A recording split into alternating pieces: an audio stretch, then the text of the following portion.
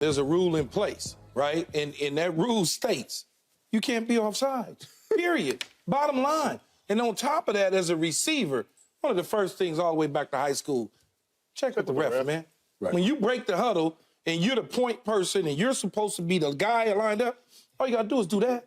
And if he doesn't see you, wave your hand, Michael, and he'll see you. How many times did you do that? Literally, every single play that I lined up, if I wasn't the Z and I wasn't going in motion, I wasn't off the ball, it was in my head. Now, here's what I would say about the X. I'm the X. Wasn't the Z. He's saying at the Z, you're a yard off the ball. I'm a yard off the ball. Because you're on the tight of the tight end. As an X, I'm looking at it because I'm cheating the line of scrimmage because I'm not that fast. As much as I can. What we mean by that, I'm getting as close as I can, and I want you as close as you can get to me, so we can impact immediately. Yeah, and you're taught how the ball sits up. I'm always taught that the front toe should be on the back end of the ball. Right. I'm good there. I don't need to be on the front end of the ball tilted up. I need to be on the back end of it. And I know automatically when I look out there, okay, it's fine.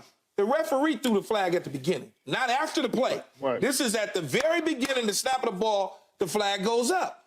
Now, what I would say to that is, you got a young receiver. Kadarius Toney is young. He's not a 7-year veteran guy. He's young. He has never probably been in this position, in this situation at this time. A lot's going on. His mind is racing. So I give him a smidgen of an excuse for that. But at the same time, he has to check every single time when you line up. You got to. I don't understand it, Skip. I don't even understand the complaints.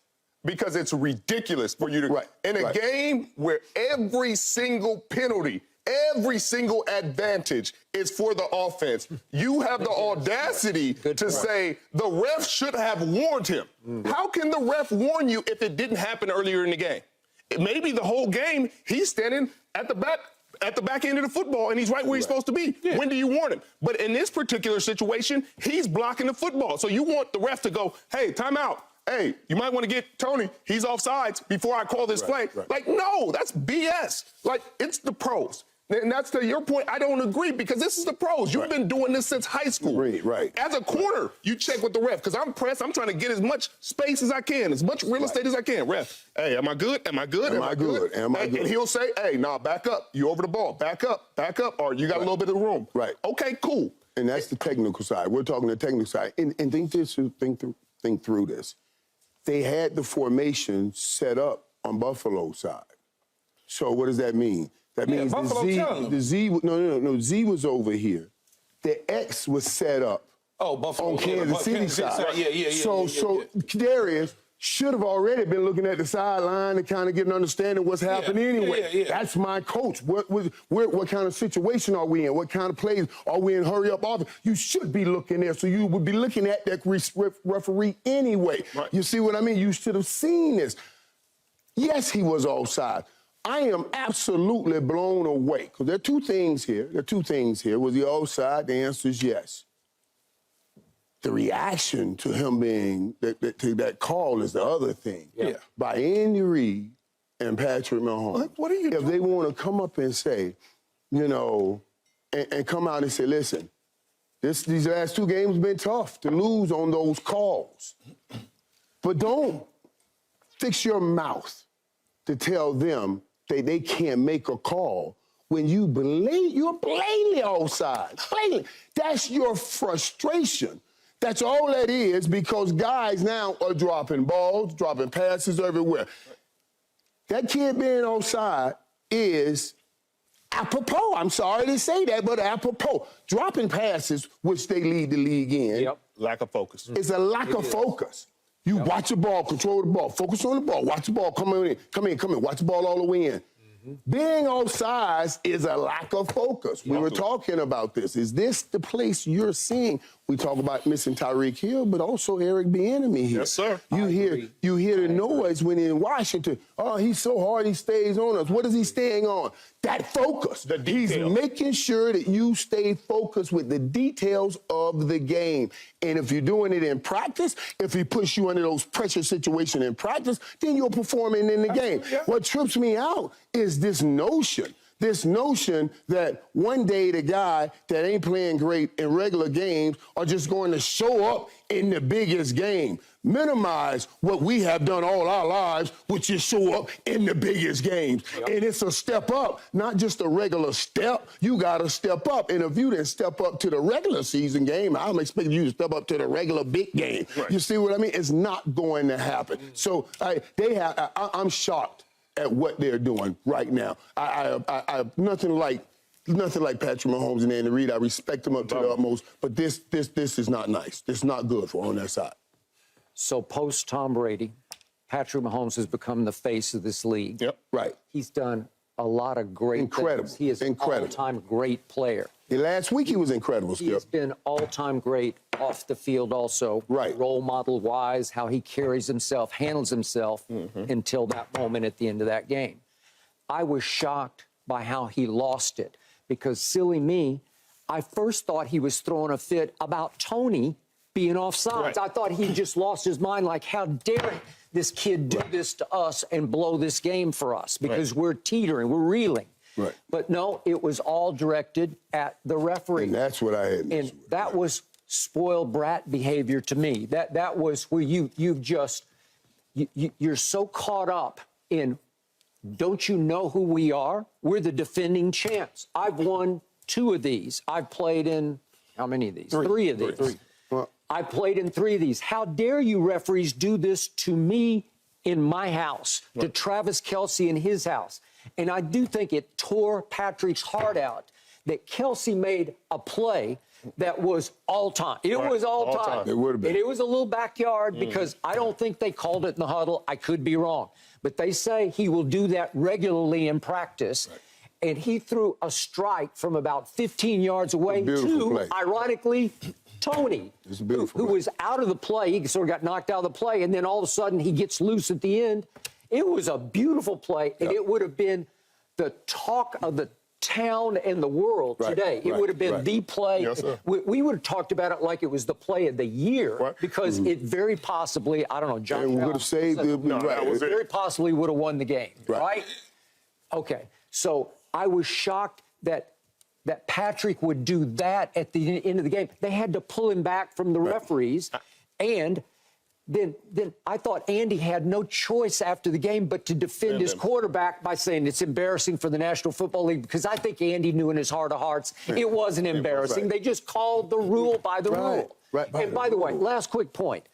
They made this a point of emphasis this year because that's the 12th time they've called an offensive player for lining up offside this football season. Last year, they called it twice. The year before, they called it only 1 time. So it's a thing now. And you have to coach that. You have to teach that. And maybe they do miss Eric Bieniemy's attention. No question. But this is what I don't get. You had a bigger gripe last week. That looked like defensive pass interference. It could have been going either way. You had a gripe last week. You took the high road. You took the high road. That's fine. That's a debatable call. That's a subjective, hey, maybe you call it, maybe. This isn't. This is clear cut. Your guy is standing past the football on the play. It's offsides. That's not like, it's not a subjective. This is a clear cut. He broke the rule. This is a flag. That's why I'm so surprised that they're arguing it, because this isn't something that you can debate or you can argue about. It's clear as day. Absolutely. And you're saying, hey, we're offensive players. That's a bit of privilege. Don't call that. This is a bit of privilege. Like, that's what I don't get. Like, y'all get every advantage in the world. Here's what I would say, Skip, about what you said about Patrick Mahomes. I think you're dead wrong on that one, because the game's just ending.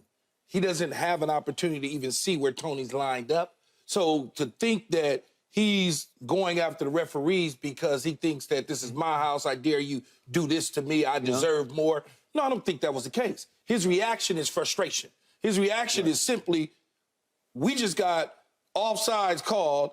How far, he doesn't know how far Toney is. When he's at the quarterback position and he's lined up and he's looking at the point person, he doesn't know his foot is across the line. All he sees is a guy standing literally in front of the tackle. Once he watched it after the game, he didn't back down. Well, they're not going to watch it after the game. He'll see it today. No, he said he went and watched it. He said before he did his meeting. He went and watched it before the meeting. Okay, but I would think that in that case, last night, when he went off at the referee, he couldn't do nothing but defend himself in the press conference because what else he gonna do? You got to walk it back. Point, you got to say, my bad, I've seen it. It was a call. He's not gonna do that though. That's why for me, he's one of the all-time greats because he is not a cookie cutter quarterback that's going to say all the right things. He's going to do it the way he's been doing it, just like you said, Skip, on and off the field. That's a plus to me. Okay, but that is a major plus. But he said the right things last week. Yeah, so absolutely. He did say the right things last week. When you say that was even more of an opportunity to say that should have been called. Yeah, but when you go from last week to this week, it balls over. And at some point, you're looking at it as a player and you're sitting there saying to yourself, I'm sick of this happening to us, letting the zebras do us this way. But his frustration, and it's what I'm saying. His frustration is not with the refs. No. He's taking it out on the refs. Yeah. This is frustration with the wide receivers. It may be. Because the lack of focus, and this is all he has left. And he has to try to raise this up. And he's been carrying the load and doing a great job, but it's getting heavy. And you're seeing it now spew out over him. I mean, they're leading the league. They're leading the league in drops. Any quarterback will be frustrated. But again, to this point, Kansas City should be used to this. There was a playoff game, D4. They didn't give him a warning. They didn't say anything to him. They just waited for the ball to be snapped and called the flag. And you can be as mad as you want to be, but it's a rule in place. It's simple. Look, to your point, if you don't call that, then the next time he's lining up, he's like, maybe I can get 6 inches. He's going to say, maybe I can get a foot. Maybe if you don't, you'll just keep pushing the envelope, right? You're going to push the envelope? Yeah. You should. Like Michael said, you're going to crowd it as much as you can. I'm going to tell you what, though. Buffalo should have put them out their misery early, and this wouldn't have even been an issue. Buffalo was messing around and hanging around, but it did make me feel better about what's about to happen next Sunday. Yeah, but they go home, they make those corrections. They play Dallas next week. I'm not really worried about Buffalo. They gathered information, to be able to utilize it next week. Michael, how many drops you had in your entire 11-year career? Not enough to even remember. That's a good answer. I love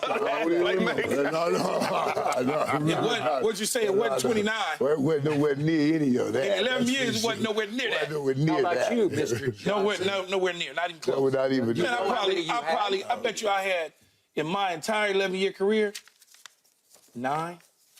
Okay. Maybe 9. 9 and 11. Did you ever drop a pick? Yeah, I might have had 3 or 4. Maybe No, he was saying 9 and 11 years. I ain't got 11 drops. Man, we ain't go I might have had 9 drops in 11 years. Yeah, that's what he said. 9 and 11. And most of those was my rookie year. 9 and 11. And most of those was in Buffalo because it was cold. My rookie year. You're out there thinking you can win with these thrift store receivers. And that's what you're going to get thrift store. And that's why I must speak up all the time, because what you're saying in Kansas City, I ain't got nothing against Kansas City, but you cannot win with thrift store wide receivers, and I will not allow you to make wide receivers running backs and act like you can keep changing us in and out. See, that's what has happened in Kansas City. You're thinking we're running backs, now you see. We're not. Go get you another receiver. Thanks for watching, Undisputed fans. Do you want more highlights from the show? Make sure to click that subscribe button for all the exclusive content from Undisputed.